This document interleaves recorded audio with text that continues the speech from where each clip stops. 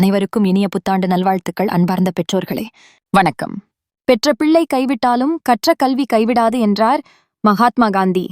கல்வியானது நமக்கு பண்பையும் அறிவையும் பொருளாதார பாதுகாப்பையும் உறுதியாகத் தரும் என நாம் அனைவரும் அறிந்திருப்பதாலேயே நமது வருமானத்தின் பெரும்பகுதியை நமது பிள்ளைகளின் பள்ளிப் படிப்புக்காக செலவு செய்கிறோம்.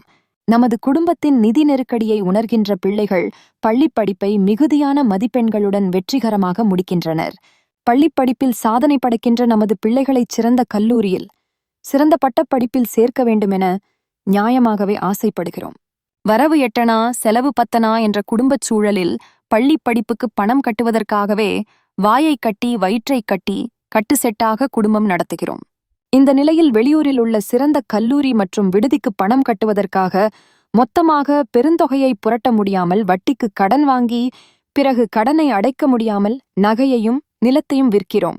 மேற்கண்ட நிலையானது நமது நிம்மதியை குலைத்து அதன் விளைவாக உடல் நோயையும் ஏற்படுத்தி விடுகிறது.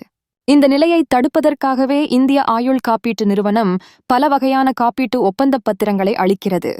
உங்களுடைய பிள்ளை பிறந்த உடனேயோ, மழலையர் பள்ளியில் படிக்கும்போதோ, உயர்நிலை பள்ளியில் படிக்கும்போதோ உள்ள எந்த ஒரு காலத்திலும் நீங்கள் LICயில் காப்பீட்டு ஒப்பந்தப் பத்திரங்களை பெற்றால் ஒப்பந்தத்தின் முதிர்வு காலத்தில் வரும் மிக பெருந்தொகையை உங்களுடைய பிள்ளைகளின் தரமான கல்லூரி படிப்புக்கு செலவு செய்வதற்காக பயன்படுத்திக் கொள்ளலாம்.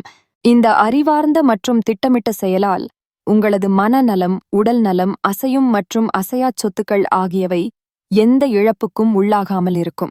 எனவே உங்களுடைய பிள்ளைகளின் கல்விக் கனவை நனவாக்குவதற்காகவும் உங்களது குடும்ப நலனை பாதுகாப்பதற்காகவும் காலம் தாழ்த்தாமல் LICயில் காப்பீட்டு ஒப்பந்தப் பத்திரம் பெற்று அக்கறையுடன் ஆலோசனை கூறி அன்புடன் வேண்டி விடை பெறுகிறேன்.